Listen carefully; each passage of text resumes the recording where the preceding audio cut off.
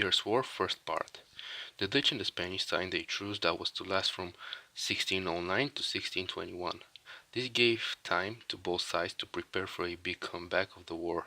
During that time in the German states, there were a lot of revolts. Protestantism and Catholicism were in a rough equality, but the pressure between them wasn't stopping. In 1617, Ferdinand II was Holy Roman Emperor. He was a devoted Catholic, and that led to many revolts, but the main one was the defenestration of Prague in 1618. This event was a signal of the coming of the 30 Years' War.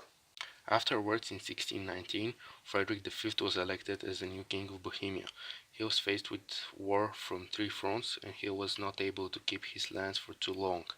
In the Battle of the White Mountain in 1620, Frederick's army was annihilated by Ferdinand's Catholic forces, which left Bohemia in the hands of Ferdinand. Both Philip III of Spain and Ferdinand II found huge benefits from their victory, and Protestant rulers were threatened. The period 1625 to 1629 of the war is also known as the Danish Intervention. The King of Denmark, Christian the fourth, Duke of the Holy Roman Emperor, was a Lutheran, so he feared the recent Catholic prevail.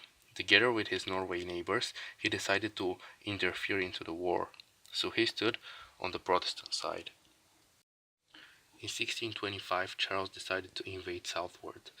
The French and the English decided to subsidize the Danish, giving them additional 15,000 soldiers, so the whole army was 35,000.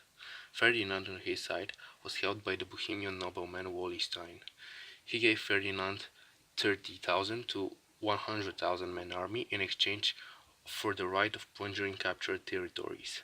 Charles had no idea of the massive army against him, so he was quickly turned in retreat. The Bohemians proceeded forward, conquering many cities, but finally they failed to capture the Danish capital, since they don't have fleet. After all, both rulers decided to negotiate, so in 1629 the Treaty of Lubeck was signed. It stated that Charles could keep running in Denmark, but should stop supporting the Protestant states, which he did.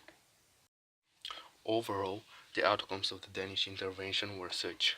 The Protestant states, plus Denmark and England, were weakened, because they lost many people and territories, and conversely, the Catholics and Ferdinand became stronger, gaining a lot of land.